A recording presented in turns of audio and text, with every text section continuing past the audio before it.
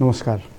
आदरणीय बुवा आमा, दिदीबहिनी तथा दाजुभाइहरू, म आज एक अत्यन्त संवेदनशील घडीमा तपाईहरू सामु उपस्थित भएको छु।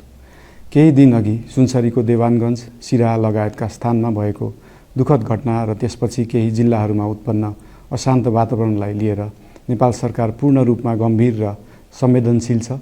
यस दुःखद घटनामा परि निधन हुनुभएका हाम्रा नागरिकहरू जयप्रकाश मेहता, ओम प्रकाश मेहता र गणेश यादवप्रति म भावपूर्ण श्रद्धाञ्जली अर्पण गर्दछु।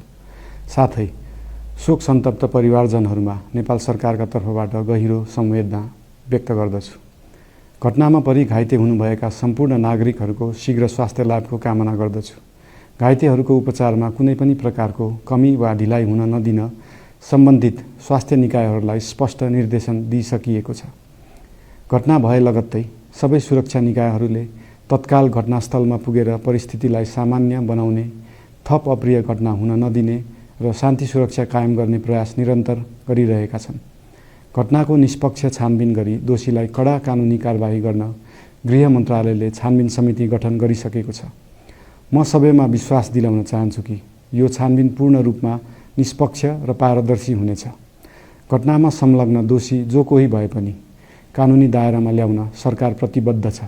अवस्था थप नबिग्रियोस्, कुनै पनि नागरिकको जनधनको क्षति हुन नपाओस् र स्थानीय स्तरमा विश्वासको वातावरण बनोस् भन्नका लागि नेपाल सरकार निरन्तर क्रियाशील छ।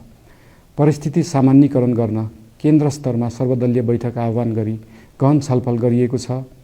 स्थानीय तहसम्मै जनप्रतिनिधि, नागरिक समाज, विभिन्न धार्मिक गुरुहरू, समुदायका अगुवा तथा सामाजिक व्यक्तित्वहरूसँग निरन्तर संवाद भइरहेको छ। स्थानीय स्थितिको प्रत्यक्ष अनुगमन गर्न, पीडित पक्षसँग संवाद गर्न र शान्ति सुरक्षालाई थप सुदृढ बनाउन गृहमन्त्री स्वयं सो स्थानमा पुगिसक्नु भएको छ। साथै देशको समग्र शान्ति सुरक्षाको अवस्थाबारे गम्भीर समीक्षा गर्न राष्ट्रिय सुरक्षा परिषदको बैठक बसी परिस्थिति अनुसारका आवश्यक निर्णयहरू समेत गरिसकिएको छ। यस्तो संवेदनशील घडीमा सामाजिक सञ्जाल वा अन्य माध्यमबाट असत्य, अपुष्ट सूचना, अफवाह, घृणा फैलाउने सामग्री वा समुदायबीच वैमनस्य बढाउने अभिव्यक्ति प्रचार प्रसार नगराउन अनुरोध गर्दछु। साथै सरकारी निकायहरूबाट जारी भएका आधिकारिक तथ्य र सूचना मात्र विश्वास गर्न विशेष आग्रह गर्दछु। प्रत्येक नागरिकको जीवधनको रक्षा गर्नु, सामाजिक सद्भाव जोगाउनु र समाजमा शान्ति कायम राख्नु राज्यको सर्वोच्च र प्राथमिक दायित्व हो। आगामी दिनमा पनि राज्य थप सतर्क र संवेदनशील रहनेछ। प्रत्येक नागरिकको जीवन सुरक्षाका लागि सरकारका सम्पूर्ण संयन्त्रहरू अहोरात्र खटिनेछन्। शान्ति सुरक्षा भङ्ग गर्ने, अराजकता फैलाउने वा हाम्रो सदियौं पुरानो सामाजिक सद्भाव, सहिष्णुता र भाइचारा खलबलाउने कुनै पनि क्रियाकलापप्रति सरकार पूर्ण रूपमा सचेत छ र यस गतिविधिमाथि कडा कदम चालिनेछन्। नेपालको संविधानले प्रत्येक नागरिकलाई आआफ्नो धर्म, संस्कृति र परम्परा मान्ने मौलिक हक प्रदान गरेको छ। यो संवैधानिक दायित्व निर्वाह गर्न सरकार पूर्ण रूपमा प्रतिबद्ध छ। धर्म समाजलाई आपसमा जोड्ने र प्रेम बाँड्ने शक्ति हो। संसारको कुनै पनि धर्म वा संस्कृतिले हिंसा, घृणा र विभाजन सिकाउँदैन।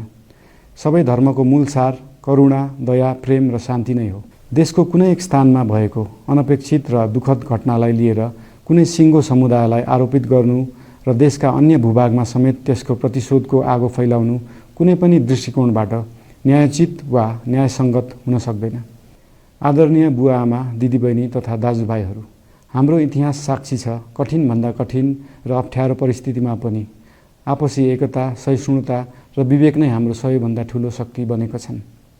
हामी सबैले जिम्मेवार नागरिकको भूमिका निर्वाह गर्दै यो सुन्दर र शान्त नेपाली आकाशमा मडारिएको अशान्तिको बादल हटाउनु पर्नेछ। हम आम नागरिक, नागरिक समाज, धार्मिक समुदाय, सब आदरणीय अगुवा, सब राजनीतिक दल आ जिम्मेवार संचार के माध्यम सबके धैर्यता आ संयमता अपना के शांति, सद्भाव, भाईचारा आ राष्ट्रीय एकता कायम राख के लेल सरकार के तरफ से हार्दिक अपील कर रहल छी। धन्यवाद।